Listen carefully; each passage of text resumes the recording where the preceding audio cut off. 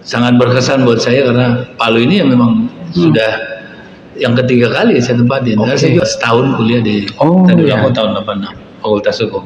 Banyak hal-hal yang saya dapatkan di sini, bermain, bercengkrama dan alhamdulillah tempat itu sendiri Kamboja masih ada sampai sekarang. Ya. Jadi boleh dibilang saya anak Palu Barat, saya anak Kamboja. Anak Kamboja. Monitor Sulawesi Tengah sepanjang waktu. Baik, kita berjumpa lagi di Radar Palu Podcast bersama saya Roni Sandi, dan hari ini sebuah kebanggaan buat kami di Radar Palu karena hari ini tamu kami luar biasa, ini kehormatan buat kami karena hari ini di studio telah hadir Bapak Kepala Kejaksaan Tinggi Sulawesi Tengah, Bapak Nuzul Rahmat SHMH. Saya mau menyapa beliau dulu. Assalamualaikum Pak. Waalaikumsalam warahmatullahi wabarakatuh. Sehat Pak? Alhamdulillah. Ya, terima kasih sudah datang di sini Pak. Sama-sama, terima kasih sudah diundang juga. Baik. Nah, sebenarnya kita bincang-bincangnya bukan soal kinerja Bapak nih. Kita mau yang ringan-ringan saja nih Pak Kajati, karena berdasarkan informasi yang kami dapat ternyata Bapak punya kedekatan emosional dengan Kota Palu gitu. Ya, betul. Karena yang kami dapatkan Bapak pernah berada juga di bumi Tadulako ini, khususnya di Kota Palu, ya, Palu Barat. Nah, mungkin bisa kita berbagi Pak ceritanya dulu, kira-kira di Palu itu di zaman masa kecil Bapak bersama teman-teman di sini, yang Bapak ingat seperti apa itu Pak? Memori yang masih terekam ini. Baik. Yang pertama terima kasih saya sudah diundang Ya, ke siap. podcast Radar Palu. Dapat kami sampaikan bahwa saya masa kecil memang di Palu. Oh iya. Saya pernah sekolah SD. Ya. Tepatnya di SD 2. Oke. Wilayah mungkin masih Kamonji dan saya juga tinggal daerah Kamonji. Saya tinggal dulu 2 rumah, satu Jalan Jeruk 24, kemudian pindah ke Jalan Jeruk 21, tempatnya masih ada, rumahnya masih ada. Oke. Dan lingkungan Kamonji selalu menjadi kenangan paling indah buat saya karena masa pertumbuhan saya Oke. di situ, dan juga saya dekat dengan rumah salah satu tokoh. Oke. Saat itu beliau Bupati Donggala. Dan kebetulan biasanya beliau jaksa, mungkin ini yang menginspirasi kemudian saya bisa jadi jaksa, Pak Abdul Aziz Lamajido. Oh, siap. Dan beliau kenal ayah saya, Oke. dekat juga sama ayah saya, dan kalau wartawan juga saya tinggal di om saya dulu nih, Om Mukhtar Labalado. Oh, iya, iya. di Jalan Taipa. Berarti memang punya kedekatan emosional dan kembali lagi ke sini Pak ya. Gitu. Nah, sebelum di Kejati Pak, mungkin kita bisa tahu juga backgroundnya sebelum ditugaskan ke sini. Gimana? Jadi yang paling dekat ya sebelum saya menjadi Kajati, saya Wakajati dulu tepat. Pertama di Wakajati NTT di Kupang, dan Wakajati di Kalimantan Utara di Tanjung Selor. Oke. Nah, sebelum-sebelumnya banyak ya, saya pernah Kajari di Kabupaten Pindrang, saya pernah asisten 3 kali di Sumatera, di Kepri, Aspitsus, di Sumatera Barat saya asisten perdata Tata Usaha Negara, dan yang ketiga asisten intelijen di Sumsel. Jadi kalau duty dan area saya udah banyak di seluruh wilayah barat, timur, bahkan paling selatan juga pernah di NTT. Di tengahnya baru sekali. Baru masuk di Palu. Nah, waktu tahu terima SK-nya itu apa ya kalau di Kejaksaan, TR atau apa saya? Iya. Nah, dapatnya di Palu, apa respon Bapak pertama kembali ulang? Pertama, saya sangat bersyukur sekali dapat dapat surat keputusan. Yang pertama saya kontak tentu istri saya dan ibu saya, kebetulan masih hidup. Ya. Yang kemarin dia saya ajak waktu malam Ramadhan diterima, dan begitu excited dan sangat sangat berkesan buat saya karena Palu ini ya memang sudah yang ketiga kali saya tempatin. Karena saya juga pernah setahun kuliah di Tadulako tahun 86 Fakultas Hukum. Wah, berarti memang bukan orang baru lah Pak ya, maksudnya kondisi masyarakatnya kita di Kota Palu, karena Bapak kecil di sini, pernah juga balik lagi kuliah, terus karir Bapak jadi Kejati, balik lagi ke sini.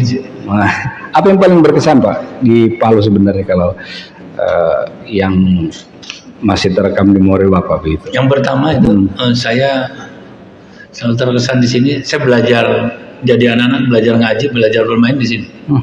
pindahan saya dari Jakarta, SD dari Jakarta. Kelas 2 saya SD kelas 3 sini, kelas 3, kelas 4, kelas 5 jadi tahun 75, 76, 77 sampai 79 gitu. Sampai saya selesai SD,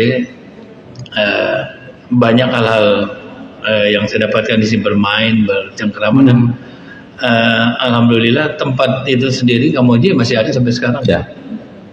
Jadi boleh dibilang saya anak Palu Barat, saya anak Kamboja. anak Kamboja. Sekolahnya juga masih ada SD 2. Iya, iya. Dan kesan mendalam ya paling utama di situ ya, main bola saya di Cabenge, main bola di dekat rumah saya, dekat daerah Komonji, makan nasi kuning dekat jalan. Oh ya. Hampir perempatan situ tuh. Iya. Belajar ngaji di Masjid Nur. Iya, oke. Toko Al-Herat sudah lama saya kenal. Setelah menjabat Bapak masih flashback jalan-jalan ke sini? Iya. Masih ke situ? Saya selalu upayakan dan kemarin hampir semuanya saya sudah datangi, termasuk Masjid Nur, termasuk Al-Herat, termasuk rumah saya dulu, termasuk tempat saya bermain dulu, tapi udah jadi bangunan semua sekarang. SD saya juga saya datangi, termasuk lihat rumahnya Pak Aziz dulu ada di betul. di pojok. Ya, mungkin ini semua jadi kenangan yang nggak pernah saya lupa. Baik. Dan satu ketika ya saya dapat lagi berita ya, kebetulan wakil gubernurnya kan Putri Ibu Ibu. Ya, Bu Reni atau Kak Reni, Kak Nona ya. Ya, oke. Sampai nama panggilannya tahu. Yang beliau jadi wagub ya, ingat saya sama Bapak. Oh iya, luar biasa nih Pak. Ya. Jadi sebuah flashback begitu ya, dari kecil kemudian kuliah, tiba-tiba balik jadi Kejati di Kota Palu lagi. Nah, kalau dari hubungan kekerabatan masyarakat di sini yang menurut Pak Kejati bagaimana? Saya kira sama ya, saya di Sumatera, saya di Kalimantan, saya di Papua, bahkan di NTT, hampir semua menyangkut budaya Timur. Oh ya, tidak jauh-jauh ya. Dan kemudian kedua, menyangkut makanan kita kan nggak pernah beda di hampir di semua tempat ya. Ikan jadi favorit, sayurannya juga ada, makanan khasnya ada. Ini tidak akan susah kita beradaptasi, baik budaya ya, baik adat istiadat maupun makanannya sendiri. Sama aja di semua daerah. Luar biasa. Nah, waktu Bapak ditunjuk jadi Kejati Sulteng, tentu Bapak kan masuk di Kejati ini mengumpulkan para pejabat-pejabat itu. Nah, apa penekanan Bapak ketika masuk pertama kali? Karena paling tidak kan Bapak mengetahui kondisi wilayah kita di sini nih. Apa waktu itu Pak yang Bapak tekankan ke masing-masing? Baik, yang pertama saya tekankan adalah budaya orang Kaili, mungkin budaya kebanyakan adat istiadat di Sulawesi Tengah ini selalu menjunjung tinggi kehormatan. Dijaga kehormatan kita, mendapat amanah sebagai jaksa, sebagai pejabat di Kejaksaan Tinggi. Itu yang pertama kami tekankan. Dan kedua, saya bilang teruslah untuk bisa membangun daerah. Jadi dimanapun kita bertugas, dimanapun kita mendapat amanah, bangun daerah itu, beri satu kesan yang baik, sehingga kita tidak melupakan tugas utama kita sebagai penegak hukum untuk melakukan penegakan hukum di wilayah Sulawesi Tengah. Baik. Dan yang terakhir kan contoh besar, bahkan saya abadikan jadi aula, nama besar Pak Abdul Aziz Al-Majid. Kebetulan beliau Kepala Kejaksaan Tinggi yang ke-10 di Sulawesi Tengah. Itu selalu jadi ikon yang selalu saya gambarkan sama teman-teman, betapa kompleksnya beliau ya, pernah jadi Kajari, pernah jadi Bupati, pernah jadi asisten, pernah jadi Wakajati, pernah Kajati, bahkan pernah jadi gubernur. Dari seorang jaksa. Itu sebuah penghormatan begitu. Penghormatan buat beliau, jadi saya sangat agungkan beliau untuk di Sulteng. Mungkin di Sulsel ada Pak Baru di Lopa, mungkin tempat lain ada tokoh-tokoh lain. Ini yang 3 hal yang saya tekankan semuanya. Sampai ada dipasang namanya gitu Pak? Iya. Wah, luar biasa ini, luar biasa. Baik Pak Kejati, ini obrolan kita memang singkat, tapi saya kira banyak yang belum paham atau belum kenal Bapak, bahwa ternyata Bapak ini pernah lama di sini, pernah sekolah di sini juga.